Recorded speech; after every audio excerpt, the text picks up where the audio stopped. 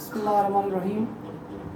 अस्सलाम वालेकुम dear students, आज का जो टॉपिक है वो है फैक्टोरियल प्रिंटिंग के हवाले से।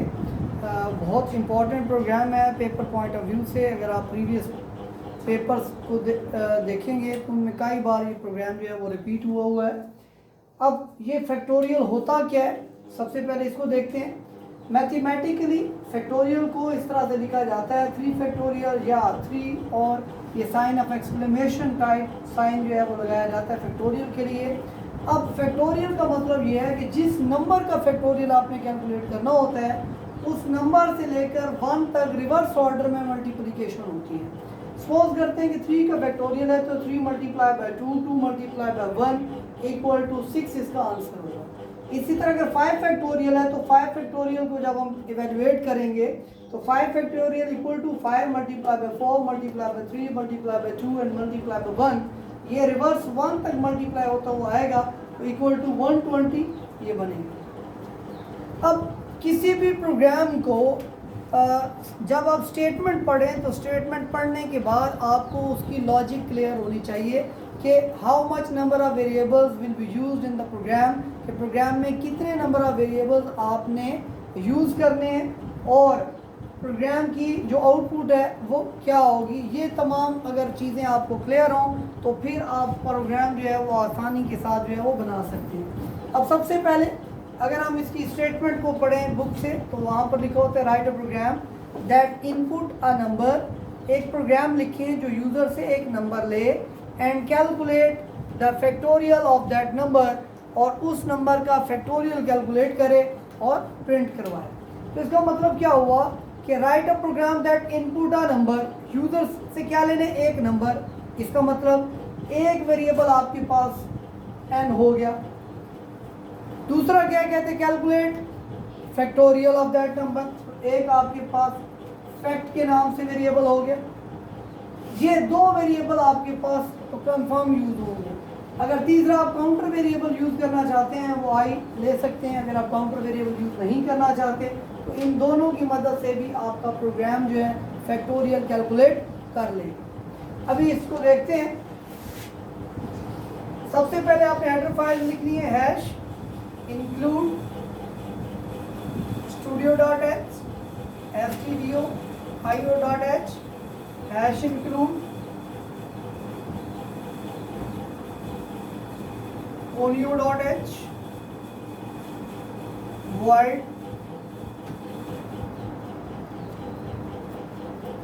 main void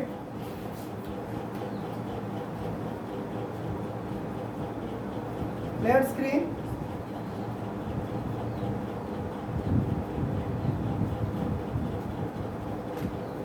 print F.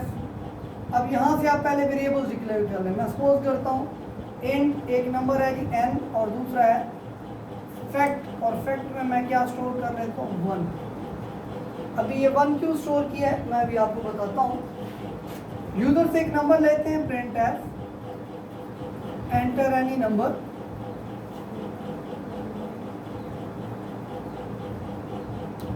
Scan f percentage sign d, format specifier आपने यूज करना है, एम्परसेंड साइन एन। इस एम्परसेंड साइन को एड्रेस ऑपरेटर भी कहा जाता है। एड्रेस ऑफ एन कि जो भी वैल्यू हम दें वो एड्रेस ऑफ एन पर जाकर स्टोर होगा।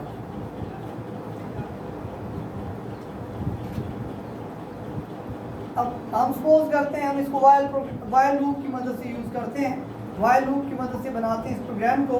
तो हम कहते हैं कि वाइल में कंडीशन चूंकि पहले लगती है तो चेक करें वाइल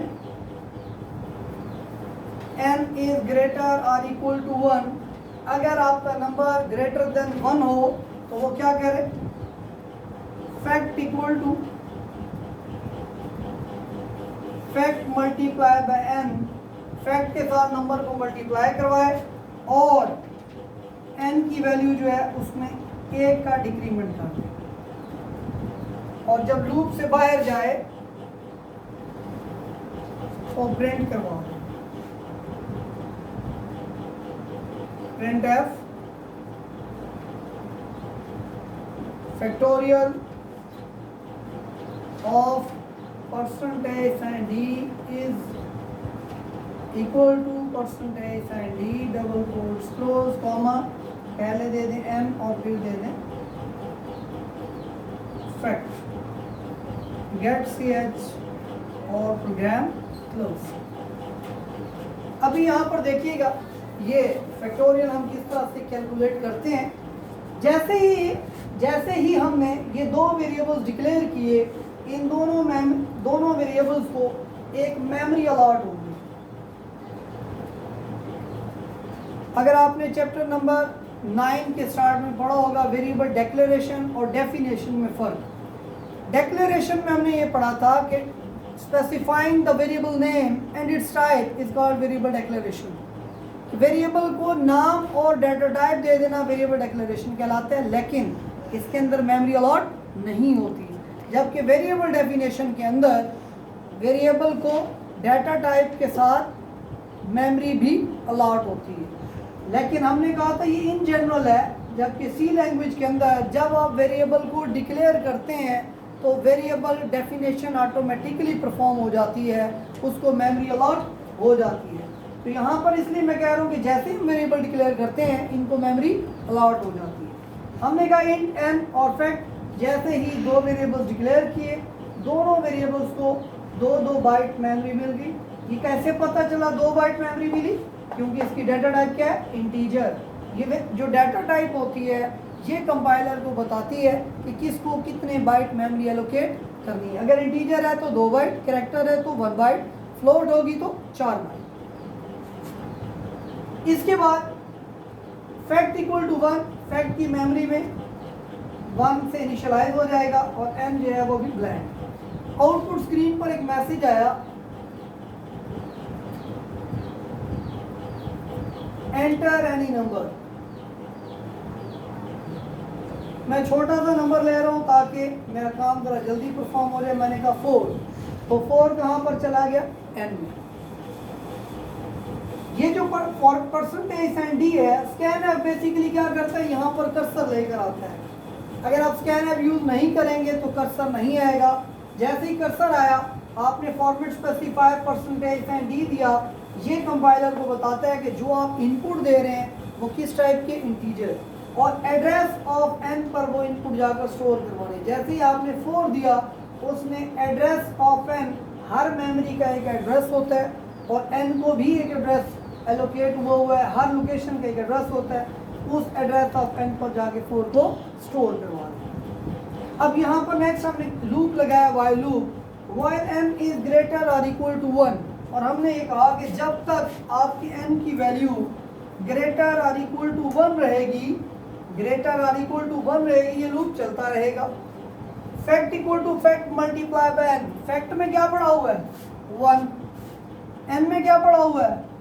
4, 4 1 4, फैक्ट की वैल्यू एडिट होगी और ओवरराइट हो जाएगी। पहले 1 था, 1 खत्म हो जाएगा, उसकी जगह क्या स्टोर हो जाएगी? 4।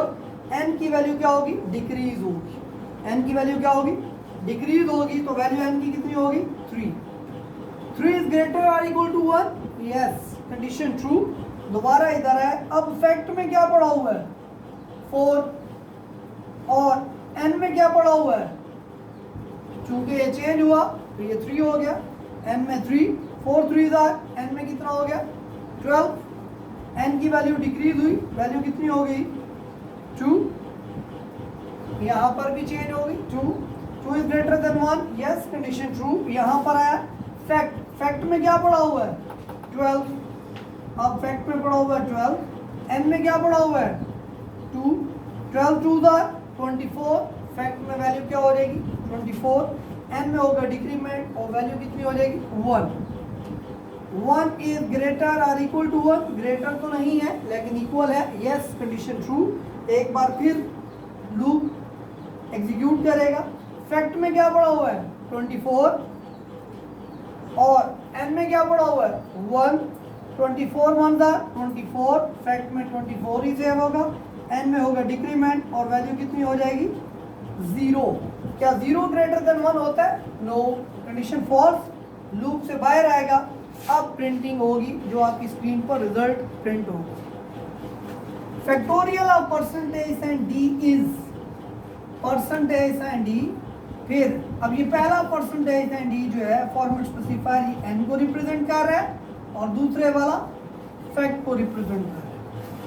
अब यहाँ पर आपने एक और करना है, और ये करना है कि जैसे ही हमने कहा factorial of format specifier d is equal to d और आगे कहा एन, तो एन की वैल्यू तो चेंज होती रही है। तो अब आपके आउटपुट स्क्रीन पर मैसेज लिखा हुआ आएगा factorial of 0 equal to 24, that is around. इसका मतलब कि 0 का फैक्टोरियल 24 होता है। ये बात तो गलत, जबकि ऐसा नहीं है, हमने तो 4 का फैक्टोरियल कैलकुलेट किए। अब यहाँ पर हमें करना क्या चाहिए था कि हमने ये जो नंबर लिया है इसको यहाँ पर कोई थर्ड वेरिएबल लेकर उसके अंदर इनिशियलाइज कर दें, इसकी वैल्यू वहाँ पर स्टोर करवा दें और वो जो थर्ड वेरिएबल लेंगे उसको लूप के ऊपर अप्लाई करें ताकि अगर कोई चेंज होती रहे उस वेरिएबल में होगी, एन की वैल्यू में चेंज नहीं होगी। देखिए जी यहाँ पर मैं एक थर्ड वेरिएबल ले रहा हूँ, that is I, that is I. अब यहाँ पर और कीजिएगा, सारा लूप सब कुछ ऐसे ही चलेगा, उसमें कोई फर्क नहीं होगा। सिर्फ यहाँ पर एक statement i equal to n, n की वैल्यू किसको दे दे, आई को, और ये जो लूप है वो किस पर चलेगा, आई पर, और यहाँ पर एन की जगह क्या हो जाएगा आई, और एन माइनस माइनस की जगह आई माइनस माइनस। सारा प्रोग्राम ऐसे ही चलेगा। यहाँ पर अब जब आप प्रिंट करवाएंगे तो लिखा हुआ आएगा फैक्टोरियल ऑफ 4 इज 24 और आपका ये प्रोग्राम जो है वो करेक्ट हो जाएगा। क्यों? क्योंकि आपने 4 का ही फैक्टोरियल कैलकुलेट किया। अब ऐसा क्यों हुआ? जब मैंने कहा आई इक्वल टू एन, तो एन के अंदर जो वैल्यू थी 4 उसकी एक कॉपी किसको दे देगी, आई को। एन के अंदर भी 4 पड़ा हुआ है, आई में भी पड़ा हुआ है, कोई फर्क नहीं पड़ेगा। अब 4 इज ग्रेटर और इक्वल टू 1 कंडीशन ट्रू, ये चला पहली बार, फैक्ट में पड़ा हुआ तो 1, आई में पड़ा हुआ है 4, 1 4 4, फैक्ट की वैल्यू पहली बार क्या हो गई 4, फिर आई में हुआ डिक्रीमेंट, वैल्यू कितनी होगी 3 greater than 1, yes condition true यहाँ पर है। अब फैक्ट में क्या पड़ा हुआ है 4, आई में क्या पड़ा हुआ है 3, पहले 4 था डिक्रीमेंट हुआ 3, 4 3 12, आई की वैल्यू फिर चेंज हुई, आई में हुआ डिक्रीमेंट, वैल्यू कितनी होगी 2। अब यहाँ पर है fact equal to fact multi, अब 2 ग्रेटर देन 1 है, yes condition true, fact equal to fact multiply by i, fact में क्या पड़ा हुआ है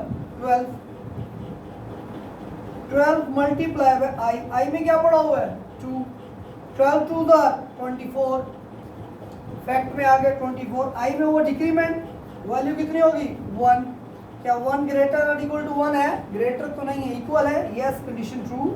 दोबारा ये रन होगा तो वही आउटपुट आएगी, इससे कोई फर्क नहीं पड़ेगा। हाँ जो फर्क पड़ा वो ये कि वो जो आपका नंबर था वो एन में सेव है, अब वो चेंज नहीं हुआ, और ये जो सारी चेंज थी ये आई के अंदर होगी। ये यहाँ पर 4 3 2 1 इसमें चेंज होते रहना है, ये एन जो है वो सेम रहेगा। ये गलती से मैंने इसके ऊपर चेंज की, यहाँ पर चेंज होंगी।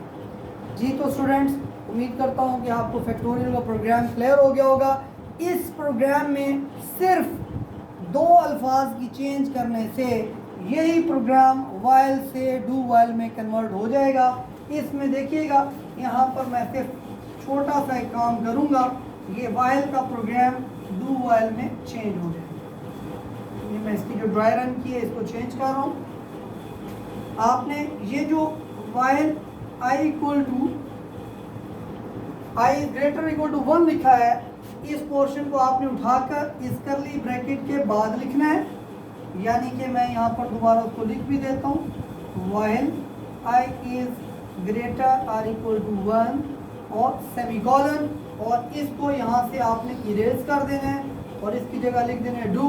ये प्रोग्राम आपका डू वाइल लूप से भी बन गया, उससे भी इसने यही आउटपुट देनी है जो इसने वाइल से दी। उम्मीद करता हूँ आपको फैक्टोरियल प्रिंटिंग का प्रोग्राम वाइल और डू वाइल दोनों से क्लियर हो गया होगा।